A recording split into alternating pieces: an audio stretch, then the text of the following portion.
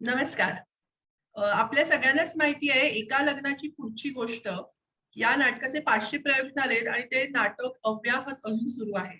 आणि ह्या नाटकाच्या प्रयोगाच्या मध्ये वेळ काढून नाटकातली मनी आपल्याला भेटायला आलेली आहे. सर्वांची आवडती मनी अर्थात कविता. कविता, महाराष्ट्र टाइम्स ऑनलाईन मध्ये तुझं स्वागत. Thank you so much. केवढा मोठा हा प्रवास आहे. कारण पहिलं नाटक, त्याच्यानंतर ते घेतलेला ब्रेक आणि आता 500 प्लस सुरू आहेत प्रयोग. तर कसं बघतेस या सगळ्या प्रवासाकडे तुझ्या? सोनाली, अगदी खरं सांगायचं ना तर 500वा प्रयोगाचं माझं हे तिसरं नाटक आहे. मी एका लग्नाच्या गोष्टीचे 850 केले, 4 दिवस प्रेमाचे 850 केलेत. पण हे नाटक माझ्यासाठी, ह्या नाटकाचे 500 प्रयोग होणं ही माझ्यासाठी खूप मोठी गोष्ट आहे. एवढ्या करता की मधल्या काळात मी नाटकापासून ब्रेक घेतला होता. आणि त्यावेळेस मी ज्यावेळेस घेतला, माझ्या ईशानच्या वेळेस मी प्रेग्नेंट होते त्यावेळेस मला माहिती नव्हतं की पुन्हा माझा नाटकातला प्रवास कसा सुरू होईल, कधी सुरू होईल. आणि तो सुरू झाला आणि ह्या जोमाने सुरू झालाय, ह्याचा खूप मला आनंद होतो. त्यामुळे म्हणजे म्हणून हे 500 प्रयोग जे आहे, 5व्या प्रयोगाचा टप्पा आहे, तो माझ्यासाठी जास्त महत्वाचा आहे. आणि मला आठवते हे नाटक जेव्हा चालू होणार होतं तेव्हा मी तुझा एक इंटरव्ह्यू घेतला होता आणि तू म्हणाली होती हो. चांगल्या नाटकाच्या प्रतीक्षेत मी आहे.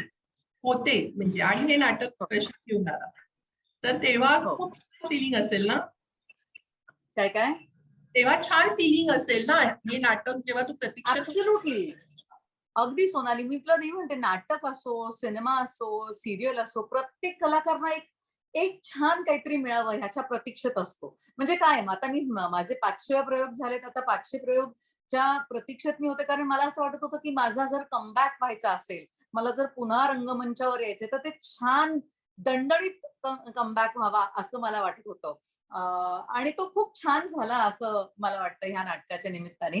त्यामुळे कायमच आपल्याला जे काही पुढचं प्रोजेक्ट असेल ते छान मिळावं, मनासारखं मिळावं, सगळ्या गोष्टी जुळून याव्यात याच्या आपण प्रतीक्षेत असतो. तर त्यामुळे तशी मी ह्या नाटकाच्या प्रतीक्षेत होते आणि सगळी भट्टी चांगली जुळून आली असं मला वाटतं. म्हणजे एखादं नाटक जेव्हा 500 प्रयोग होतात, तर त्यामागे एकतर पहिली गोष्ट, ते छान लिहिलेलं असतं, ते छान बसवलेलं असतं, त्याचे चांगले व्यवस्थित मांडणी झाल्यानंतर ते प्रेझेंट झालंय, ते चांगलं छान पद्धतीने प्रेक्षकांपर्यंत पोहोचवलेलं असतं. आणि त्याच्याच बरोबरीने 500 प्रयोग, एकच नाटक सातत्याने त्याच कलाकारांबरोबर, त्याच बॅकस्टेज वाल्यांबरोबर करणं, ही सुद्धा एक मोठी कसरत आहे असं मला वाटतं. कारण ते सोपं नाहीये. जे करतात त्यांना माहिती असेल की कसं असतं की एक ग्रुप एकत्र ठेवून तो प्रयोग करत राहणं. तर त्यामुळे ही कसरत करत असताना मनापासून आनंद होतो आणि मजाही येते, खरं सांगायचं. तुमच्या आधी रिहर्सल होत होत्या आणि प्रशांत एका इंटरव्ह्यू मध्ये म्हणाला होता, एका पॉइंटला आता नाटक चालू होणार, अद्वैत दादरकर येऊन म्हणाला, आपण मध्यंतराचा पॉइंट बदलूया. तर प्रशांत म्हणाला, नको नको, ते काय, कसं काय, म्हणजे सांगशील आम्हाला? हो. अरे, म्हणजे सांगते ना, आमचं कसं, एकतर आम्ही खूप छान रिहर्सल केली. ती 40 एक दिवस रिहर्सल केली. स्क्रिप्ट मोठं होतं, त्यामुळे आम्हाला नंतर एडिट करावं लागत होतं. मला वाटतं आमचा पहिला जी रन थ्रू जी झाली ती साधारण 3.5 तास वगैरे झाली. आणि 3.5 तासाचं नाटक कसं होल्ड करणार? हा. तरी करत करत कट करूया, 2.25 तासापर्यंत झालं. ती आमची आमचं कसं होतं, ग्रँड रिहर्सल, त्याच्यानंतर मध्ये 1 दिवस ब्रेक आणि नंतर आमचं ओपनिंग, असं ते ठेवलं होतं. तर त्या ग्रँड रिहर्सलला अद्वैत येऊन म्हणाला की मला असं वाटतंय, छान होतंय, सगळं व्यवस्थित आहे, फक्त आपण इंटरव्हलचा पॉइंट आहे ना, तो आता बदलूया, तो आता आपण तो इथे असं करूया. तर त्याच्यावर मी तर एकदम हायपर झाले. कारण परवा प्रयोग आणि आता बदलणार. मी म्हटलं, नाही अरे नाही वा. नाही, म्हटलं अद्वैत, आता तू जर काही बदललंस तर मला मला काही मला येणार नाही, मला कसं जमेल? कारण एकतर इतके चेंजेस, इतके सिक्वेन्सेस, ते पाठांतर करून ते सगळं चोख बसतंय म्हणेपर्यंत आता हा इंटरव्हल पॉइंट बदलणार. भयंकर हायपर झाले मी. त्यावर मग अद्वैत म्हणाला, ठीक आहे, मग काय, आता आहे तसं करा, असं म्हणून तो निघून गेला. पण आम्ही नेहमी ही ही गोष्ट नेहमी आम्हाला आठवत राहते. आणि मला असं वाटतं, जे होतं ते चांगल्यासाठी होतं. बरं झालं इंटरव्हल पॉइंट नाही बदलला, जो होता तोच आम्ही कंटिन्यू केला. कारण त्यात ती खरी गंमत आहे की प्रेक्षकांना मनाची फजिती झालेली बघायला फार आवडते. आणि ती फजिती प्रेक्षकांना आपल्या बरोबर घेऊन मग ती घडवण्यात गंमत आहे असं मला वाटतं. पण अगेन म्हणजे तेच म्हणते ना, की त्या रिहर्सलच्या दरम्यान सुद्धा आम्ही हायपर झालो एवढ्या करता, की एकतर ह्या नाटकाबद्दल लोकांकडनं खूप छान रिस्पॉन्स होता. म्हणजे ह्या नाटकाचं जर तुला लक्षात असेल, की आम्ही मला सांगा सुख म्हणजे काय असतं हे गाणं रेकॉर्ड केलं आणि ते सोशल मीडियावर टाकलं आणि त्याला एवढे लाईक्स आणि लोक भयंकर असे उत्सुक आणि आमच्या नाटकाचे बुकिंग ओपन झाले होते आणि पहिले 2 प्रयोग शिवाजी मंदिरला हाऊसफुल, 2 प्रयोग कल्याणला हाऊसफुल, 2 प्रयोग गडकरी रंगायतांना हाऊसफुल. म्हणजे आनंद होतो, पण त्याचं दडपण पण येतं ना, की म्हणजे हाऊसफुल होते म्हणजे प्रेक्षकांच्या अपेक्षा आहेत आणि त्यांना असं वाटतंय की चांगलं आहे. मग तितकं चांगलं आपण डिलिव्हर करू शकणार आहोत की नाही? मग आपण आपल्या परीने व्यवस्थित चोखच व्हायला हवं. नाहीतर त्याच्यात आणखीन काहीतरी गोंधळ व्हायला म्हणजे हा सगळा स्ट्रेस होता खरं सांगायचं तर आणि म्हणून त्या ह्याच्यामध्ये आम्ही म्हटलं की नको नको आता काही बदलू नकोस आता आहे तसंच करूया आपण आता आता बसलंय नाटक आता बघूया. तर तो तो एक स्ट्रेस खूप होता आम्हाला या नाटकाच्या बाबतीत. पण प्रशांतची अफाट एनर्जी जाणवते आम्हाला या नाटकातून आणि तू हो. त्या एनर्जीला मॅच करतेस. तर हे कुठे आता सवयीचं झालंय की जरा थोडं स्ट्रेसफुल पण होतं कधी-कधी?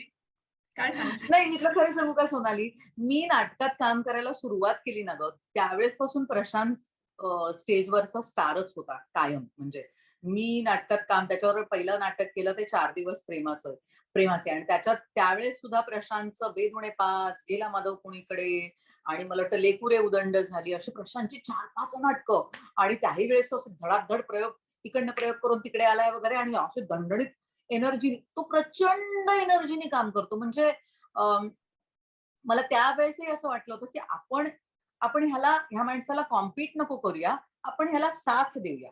म्हणजे तुला तुझ्या लक्षात आलं असेल तर मी कधीच प्रशांत सारखं काम करायला जात नाही.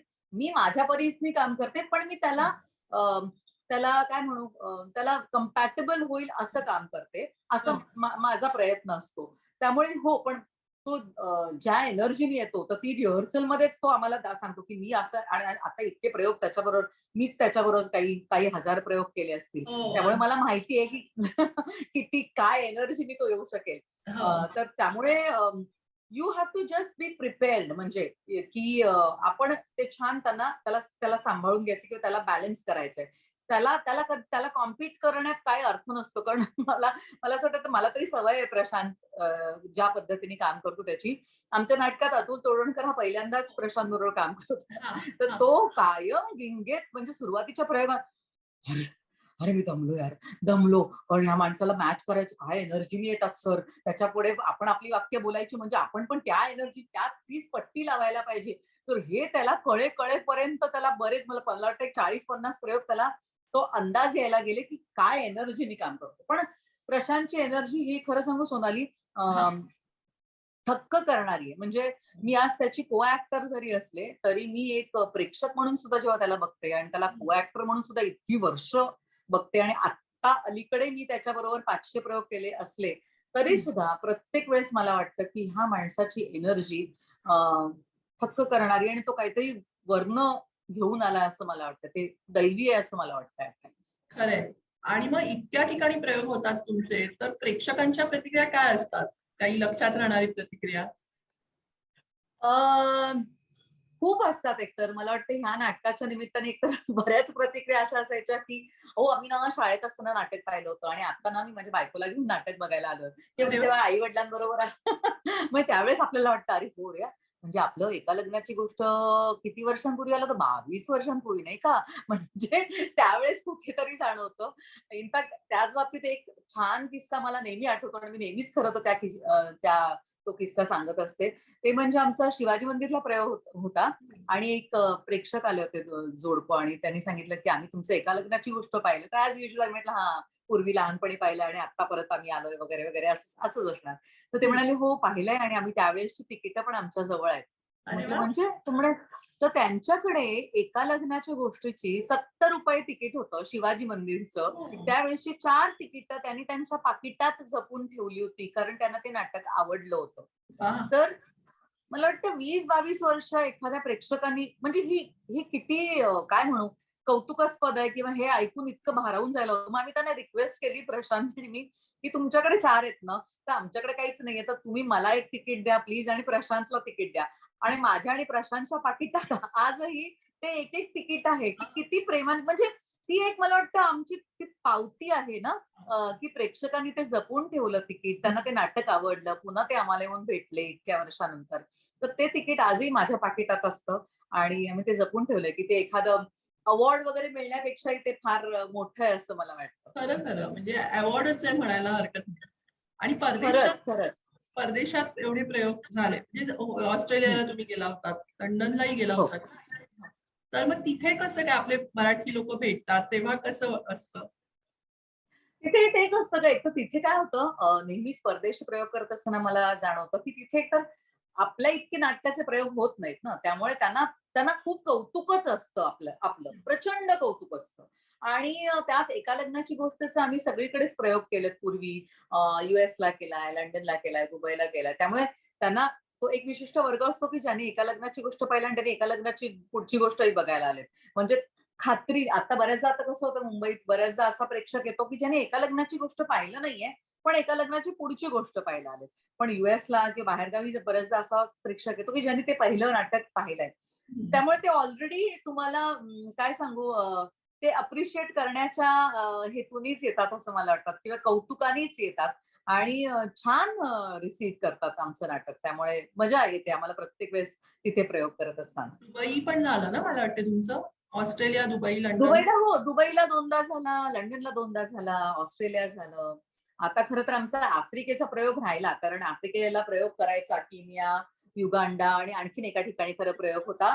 हां. आणि येलो फीव्हर व्हॅक्सिन वगैरे पण आमचं घेऊन झालं आणि लॉकडाऊन आलं. हं. त्यामुळे या लॉकडाऊनच्यामुळे आमचं बरेचसे प्रयोग आणि बरेचसे दौरे अजून बाकी आहेत. तर ते लवकरच सुरू होतील असं मला अशी अपेक्षा करते. कोरोना काळ फारच भयंकर होता सगळ्यांसाठीच आणि विशेषतः नाटकासाठी. तर तेव्हा हो, कसं हो. तुम्ही चर्चा करायचात का तू आणि प्रशांत? एक अस्वस्थता होती. सुरू होतोय की नाही पुढे? अगं, मी तुला सांगू, सोनाली, जेव्हा आपलं हे लॉकडाऊन आलं त्याच्या आधी ना, म्हणजे तोपर्यंत रादर आमचे महिन्याला 25 ते 29 प्रयोग आम्ही महिन्याला करत होतो. हं, हं. ओके. आणि अचानक हे लॉकडाऊन आलं आणि अचानक थांबलो. तर अशी स्पीडमध्ये जाणारी गाडी अचानक ब्रेक लावून थांबल्यावर कसं होतं, तर हं. अगदी पहिली रिएक्शन अशी होती, की बरं आहे ना जरा विश्रांती. म्हणजे थोडी विश्रांती मिळाली तर घरीच राहू, घरातलं राहू. पण ते इतका वेळ दिवस चालेल असं काही वाटलं नव्हतं गं. म्हणजे दमछाक असं झाली वाटलं, होती की का? थोडे दिवस हां, तर थोडे दिवस चालेल असं वाटलं आणि मग ते चालतच राहिलं आणि मग खरं सांगू का, जेव्हा पहिला लॉकडाऊन झाला त्याच्यानंतर आता प्रेक्षक येतील का नाटकाला? म्हणजे आता ह्याच्यानंतर नाटकं होतील का? हं. आता हा व्यवसाय चालू राहील का? इथपर्यंत सगळ्या मनात शंका येऊन गेल्या आणि हे आम्ही प्रशांत, मी, आम्ही नाटकाच्या ग्रुपवर हे सगळेजण बोलायचो, की कारण आम्ही ग्रुप कॉल्स करायचो किंवा काय. काय होईल, की आपल्याला आपल्याला तर नाटक करता येतं म्हणजे हेच आपलं प्रोफेशन आहे. मग हे नाहीच होणार का, की होईल आणि समजा आपण सुरू केलं, तर प्रेक्षक कसे येतील? त्यामुळे पहिल्या लॉकडाऊन नंतर तुला लक्षात असेल तर पुण्याला आम्ही जेव्हा ओपन केलं, तर प्रशांत आणि मी स्वतः आम्ही बुकिंगवर गेलो हो, होतो आणि आम्ही बुकिंग्ज ओपन केली. हो. आणि त्यावेळेस पण इतका सुखद धक्का होता, की मी म्हटलं रविवारी सकाळी बुकिंग्ज ओपन करतायत पुण्याला. सकाळी 9 वाजता. रविवारी सकाळी कोण येणार आहे नाटकाचं तिकीट काढायला? आणि हं. मी तिकडे गेले कोथरूडला आणि ही रांग लागली होती. आणि प्रेक्षक असं म्हणत होते, की तुम्ही इकडे करा बिंदास. पुण्याचे प्रेक्षक तुमच्या पाठीशी आणि फक्त पुण्याचेच नाही, तर मुंबईचे प्रेक्षक किंवा सगळीकडचेच प्रेक्षक पाठीशी होते. कारण प्रेक्षकांना नाटक बघायचं होतं, प्रेक्षकांना यायचं होतं. म्हणजे आम्हाला जी भीती होती. बरं त्यानंतर मला आठवतं अजूनही पहिला प्रयोग जेव्हा झाला, तर मी म्हटलं, "बापरे! आता पहिल्या प्रयोगाला सीनियर सिटिझन्स येतील असं मला वाटत नाही किंवा लहान मुलं येतील असं वाटत नाही." तर पहिल्या प्रयोगाला लहान मुलं पण होती, सीनियर सिटिझन्स पण होते. म्हणजे असे एक फॅमिली मला भेटली होती आणि मला अजूनही आठवतं, की म्हणे माझे आई-वडील म्हणाले, की "इतके दिवस आम्ही घरी राहिलो ना, आता बाहेर कुठे गेलो नाहीत ना, आता ह्या नाटकाला आम्हाला घेऊन चल. आम्ही हे नाटक बघणार. आम्ही सगळे मास्क घालू, सगळं करू. पण हं. आम्हाला ह्या नाटकाला घेऊन चल." तर हे हे इतकं आश्वासक होतं, दिलासादायक होतं, की म्हणजे होणार बाबा आपलं आपलं क्षेत्र चालू राहील. नाटकासाठी प्रेक्षक यायला तयार होते. मग 50% ह्याच्याने सुरू केलं. पण हो. तो काळ फार कठीण होता. म्हणजे सगळ्यांसाठीच कठीण होता. आपल्यासाठीच फक्त कलाकारांसाठी होता अशातला भाग नाही. पण हं. सगळ्यांसाठीच तो काळ कठीण होता. पण मला असं वाटतं ते सगळं आता आपण मागे सोडून अर्थातच. पुढे आलोय. होपफुली आता तशीच काळजी घेऊ. पुन्हा हो. आता हे कोरोनाचं संकट येणार नाही अशी प्रार्थना करू आणि त्या दृष्टीने काळजी घेऊ असं महत्वाचं सगळ्यात. खरंय. आणि नाटकात तुमची दोघांची जी एनर्जी आहे ती आम्ही बघतो. तुमची रंगलेली केमिस्ट्री नेहमी आम्ही बघत असतो. पण आम्हाला हेही माहितीये की ऑफ स्क्रीन तुमची दोघांची फॅमिली पण कनेक्टेड आहे एकमेकांशी. तर ते एक कायम असं असतं की तुमची जर मैत्री असेल ना तर तीच रिफ्लेक्ट होते स्टेजवर. म्हणजे आज तू आमचं एका लग्नाची गोष्ट, एका लग्नाची पुढची गोष्ट बघ, की ती जी टीम आहे, आमचं पूर्ण टीमचं एकमेकांशी कनेक्शन आहे. म्हणजे नाटकाचा प्रयोग, आता दौरा, आता नुकतीच मी काल दौऱ्यावरनं आले. दौऱ्यावर आम्ही कोल्हापूरला गेलो होतो, तर प्रशांत फारसा समजा बाहेर येणार नाही. पण अतुल, मी, प्रतीक्षा, मृणाल, आम्ही सगळेजण बाहेर देवळात गेलो, तिथून देवळात आलो, एका ठिकाणी छान जेवायला गेलो. मग एकदा प्रशांत आमच्याबरोबर जेवायला आला. तर हे ट्युनिंग असलंच पाहिजे. आणि प्रशांत बरोबर तर मी, म्हणजे प्रशांत बरोबर मी किती 23, 24, 25 वर्ष काम करतेय. तर अर्थातच आमची खूप मैत्री आहे. आणि फक्त प्रशांतची आणि माझी मैत्री अशातला भाग नाहीये. तर माझ्या नवऱ्याची, आशिषची आणि गौरीची, म्हणजे प्रशांतच्या बायकोची, किंवा प्रशांतच्या मुलींचं आणि माझं एक ट्युनिंग आहे. स्वयंपाकाच्या, जेवणा खाण्याच्या बाबतीत असेल, शॉपिंगच्या बाबतीत असेल, करिअर मधला एखादा निर्णय घ्यायचा असेल तर असेल. पण येस, वी आर फ्रेंड्स. आणि ती मैत्री जर नसेल तर ते कुठेतरी कामात रिफ्लेक्ट होतं असं मला वाटतं. तर ती मैत्री कायम आहे. आणि म्हणून आमचं ट्युनिंग पण तसंच जबरदस्त आहे असं मला वाटतं. प्रशांत खवय्या आहे आणि तू एक्सपर्ट आहे स्वयंपाकात, हे माहिती आहे आम्हाला. तर जेव्हा प्रशांत घरी येतो जेवायला, तेव्हा काय म्हणजे त्याची फरमाईश काय असते? प्रशांत, खरं सांगू, प्रशांत इतकं सोपं काय म्हणतात पाहुणा आहे ना, की काही त्याला विशेष लागत नाही. त्याला एक उसळ, काळ्या वाटाण्याची उसळ केली तर उत्तम, बटाट्याच्या काचऱ्या केल्या तर त्याच्या आवडीच्या. एक कधीतरी तो अंड्याचं कालवण खातो, बाकी तो नॉनव्हेज खात नाही. पण अंड्याचं कालवण खाईल. एक त्याची आमटी, ज्याच्यामध्ये काहीही वर्ण दिसता कामा नये. म्हणजे कोथिंबीर दिसलीये किंवा वर्ण असं जास्त काही दिसता कामा नये. क्लिअर आमटी त्याला आवडते. हा, हां. असं. आणि एक ताक, रोस्टेड पापड, इतकं सोपं असतं. म्हणजे आपण नॉनव्हेज करणारे जे सगळे आहोत, तू त्यांच्या एक्सपर्ट आहेस दृष्टीने त्याच्यात. हं. एक्सपर्ट नाही, पण हो, मला आवड आहे स्वयंपाक करायची. आवडतं खायला, करायला आवडतं, खायलाही आवडतं. त्यामुळे मी नॉनव्हेज खूप आवडीने करत असते. पण त्यामुळे प्रशांत आणि गौरी येणार असले की ते फार काही हां, म्हणजे मला काही ते वाटत नाही. अगदी हां. सोपं, पटकन करू करू शकेन असं मेनू असतो अगदी. आता कालपासून पाऊस सुरू झालेला आहे. होपफुली आता तो चालू होईल. जरा उन्हाळा कमी होईल. तर येस. तुझे पर्सनली तुझ्या कुटुंबाबरोबर काही प्लॅन आहेत का पावसाचे? कुठे पर्यटन, कुठे फिरायचे असतात का की कसं? मला सांगू का, मला एक तर मला स्वतःला पावसाळा हा सीझन खूप आवडतो. म्हणजे खूप जण म्हणतात की पावसाळा फक्त घरात बसून तो एन्जॉय, मला असं काही नसतं. मला अगदी पूर्वी ट्रेनमधनं प्रवास करायचे, तर तेव्हाही मला पावसाळा हा हा अत्यंत आवडीचा सीझन आहे. तो चिखल, तो ट्रॅफिक जॅम, तो सगळं सगळं सगळं मला आवडतं. ती ह्युमिडिटी, ह्या सगळ्या सकट मला पावसाळा आवडतो. तर जनरली आम्ही ना, म्हणजे बऱ्याचदा आम्ही, मुलं लहान होती तेव्हा ते बरं होतं ग, कडेवर घेऊन पटकन आपल्याला हवं तिकडे जाता येत होतं. आम्ही महाबळेश्वरला जायचो. महाबळेश्वरला जायचंच, की दिना हॉटेलला जाऊन तिथे पावसाळा एन्जॉय करायचा किंवा असं काहीतरी. पण आता मुलं मोठी आहेत. माझा ईशान 12वी परीक्षा झाली आहे त्याची, ISC ची. हां. आणखीन तो आता बाकी कॉम्पिटेटिव्ह एक्झाम्स देतोय. त्यामुळे त्याच्या सगळे काही ना काही एक्झाम्स आहेत, एंट्रन्स एक्झाम्स आहेत. माझी मुलगी गेली 10वीला. आता शाळा बुडवायची नाही, कारण आता 10वीला गेली ती. त्यामुळे ती ती म्हणाली, मी नाही बाबा बंक करणार वगैरे. त्यामुळे ह्या वर्षी आमचा काही प्लॅन होईलच वाटत नाही. इनफॅक्ट मीच आशिषला म्हणत होते, की मला हम्पीला जायचंय. हम्पी हां, हे एक ठिकाण मला बघायचंय, असं माझ्या विश लिस्टवर आहे. तर हां. त्याला म्हटलं आपण दोघंच जाऊया म्हटलं, कारण मुलं काही येतील असं मला वाटत नाही. त्यामुळे मस्त ड्राईव्हला जाऊया. आणि प्रशांतचा नेमका दुसऱ्या नाटकाचा दौरा आहे. त्यामुळे मला छानशी सुट्टी मिळेल असं मला अंदाज आहे. त्यामुळे ते मी सगळं जुळवून येईन, असं जुळेन असं वाटतंय. आणि नाटक तर तुझ्या रक्तात भिनलंय, मुद्दाच नाही. पण तू दूरचित्रवाणीवर, टीव्हीवर एक इतिहास घडवला होतास. 11 वर्ष सीरियल सुरू होती. 4 दिवस सासूचे.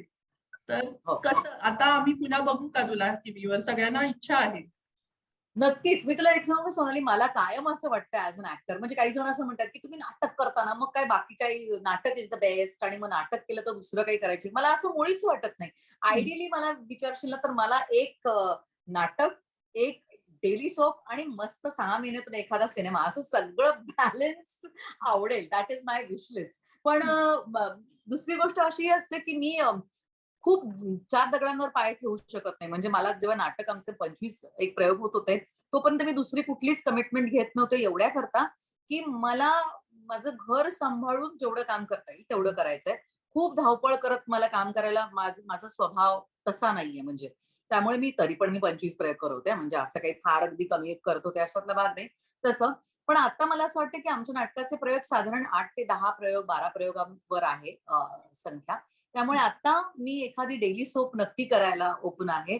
एखादा छान भूमिका मिळावी, जी घराघरात पोहोचावी. एखादी मालिका जी सर्व प्रेक्षकांनी अप्रिशिएट करावी. कारण ना टेलिव्हिजनचा रीच खूप वेगळा आहे. म्हणजे हो. टेलिव्हिजनवरनं आपण काय घरात-घरात पोहोचतो. म्हणजे अगदी सिग्नलवरला कुठलाही माणूस तुम्हाला ओळखतो. तर ती ओळख पण महत्वाची आहे आणि स्टेजवरचं जे आपला परफॉर्मन्स आहे, तोही तितकाच महत्वाचा आहे. त्यामुळे आता मला असं वाटतं this is the right time जेव्हा मी स्टेज आणि टेलिव्हिजन हे बॅलन्स करू शकेन. आम्हाला नक्कीच आवडेल बघायला. तू कधी एकदा टीव्हीवर सांगेन. लवकरच सांगेन होपफुली, की काहीतरी छान मी तसं करते. मला त्याची डिटेल्स आत्ता सांगता येणार नाहीयेत. अरे पण वाह! झालं नक्की, की मी तुला अगदी नक्की स्वतः फोन करून तू सांगेन. बातमी दिलीयेस ॲक्चुअली की तू येणार आहेस टीव्हीवरती. मग येस. एवढ्या सगळ्या धावपळीत तू हं. घरच्यांची कशी साथ असते तुला? म्हणजे आता मुलं तुझी ऑफकोर्स मोठी झालेली आहेत. आशिष, नवरा कशी मदत मी तुला मिळते? सांगू मी तुला सांगू का? कोणतीही स्त्री जेव्हा एवढं काम करते, कुठल्याही क्षेत्रातलं असेल ते, जेव्हा घराबाहेर पडते, तेव्हा घरातल्यांची साथ असल्याशिवाय काहीच होऊ शकत नाही. म्हणजे आज मी माझा ईशान 10वी ला असताना मी माझ्या नाटकाचे 25 एक प्रयोग करत होते. तरी सुद्धा माझ्या ईशाननी 10वी ला 91% मिळवले होते. तर हं, हे सगळं शक्य झालं कारण एकतर कुणालाही असं वाटत नाही, की "अरे, ही का बाहेर पडते?" असं नाहीये. हं. प्रत्येक जण आपापली जबाबदारी सांभाळतो. माझी मुलं सांभाळतात, माझा नवरा सांभाळतो. आणि नवऱ्याने जर ती जबाबदारी घेतली नाही, तर माझं मी जे शांतपणे, प्रसन्नपणे स्टेजवर काम करते, ते नाही करू शकणार. मी जे मनाने अगदी शांत असते, रिलॅक्स असते, की आता ते रिलॅक्स होऊन मी घराबाहेर पडतेय, दौरे करतेय, अब्रॉड जातीये. तर हे सगळं मी करू शकते कारण माझ्या घरच्यांचा सपोर्ट असतो. एस्पेशली नवऱ्याचा. कारण हं, लग्नापूर्वी आई-वडिलांचा सपोर्ट महत्वाचा असतो, सासू-सासऱ्यांचा असतो. आता माझे सासू-सासरे नाहीयेत, हं. त्यांचाही खूप सपोर्ट होता. पण आता ह्याच्यामध्ये मला नवऱ्याचा सपोर्ट, मुलांचा सपोर्ट हे सगळं असणं फार गरजेचं आहे आणि तो आहे. म्हणूनच मी हे सगळं करू शकते. म्हणजे ईशानच्या 10वीच्या वेळेस मला खूप जण असं म्हणाले, "अरे, ईशान 10वी आहे, मग तू आता काम कमी करशील का?" तर मी ईशानला विचारलं होतं, म्हटलं, "ईशान, मी जरा कट डाउन करू का प्रयोग वगैरे?" तो म्हणाला, "नाही. तुझे प्रयोग का कट डाउन करतेस? तुला 10वी द्यायची का? 10वी मला द्यायची आहे. मला बरोबर. अभ्यास करायचा आहे. मी करेन." तर मी म्हटलं त्याला एकच गोष्ट सांगितली, की म्हटलं, "ईशान, एक लक्षात ठेव. तू जर चांगले पर्सेंटेज मिळवलेस, तर ते पूर्णपणे तुझं क्रेडिट असेल. पण उद्या जर तू कमी मार्क मिळवलेस, तर एक लक्षात ठेव, एक वर्ग असा असेल, जो हां. म्हणेल, की आई घरात नव्हती ना, आईचं लक्ष नव्हतं ना." असं हं. म्हणणारा एक वर्ग नक्की असेल. तर तशी वेळ तू माझ्यावर येऊ देऊ नकोस आणि तशी वेळ ईशानने माझ्यावर नाही येऊ दिली. त्यांनी छान 91% मिळवले. छान. आणि आता आपण हं. 500 प्रयोगानिमित्त गप्पा मारल्या कविता. मी म्हणते हं. 1000 प्रयोग पण असेच लवकरात लवकर होऊ देत आणि पुन्हा आपण येस! भेटू आणि छान गप्पा मारू आणि महाराष्ट्र टाइम्स नक्की. ऑनलाईनला तू वेळ दिल्याबद्दल तुझे खूप धन्यवाद आणि असेच भेटत राहू. Thank you so much Sonali. तुम्हाला इथे बोलावलंस गप्पा मारायला. मलाही खूप मजा आली आणि खरंच 1000 झाल्यानंतर पुन्हा एकदा आपण हा इंटरव्ह्यू करूया. नक्की. Yes, thank you. धन्यवाद.